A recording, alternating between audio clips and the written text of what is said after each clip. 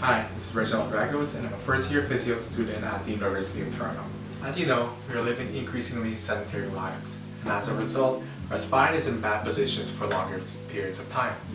So for example, what we usually see is that flexion of that thoracic spine, so really that rounding, and this decreases the mobility of our spine.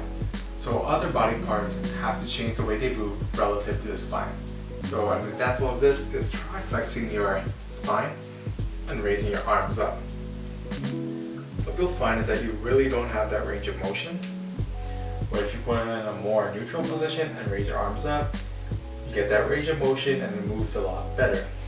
So as you can imagine, if your spine is flexed and you're trying to do an overhead action, such as throwing a ball or trying to do an overhead squat, you'll find that the other parts of your body have to move in a way that's not natural so you can get that action.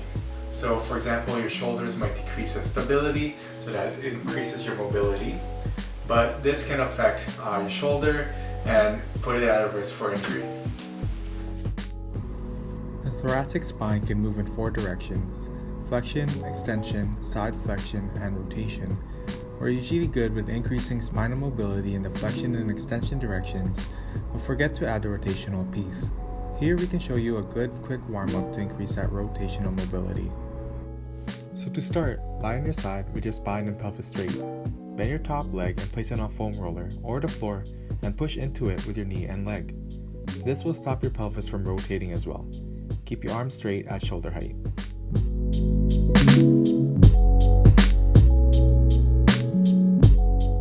Then you want to open up your chest as much as possible and follow your hand with your eyes.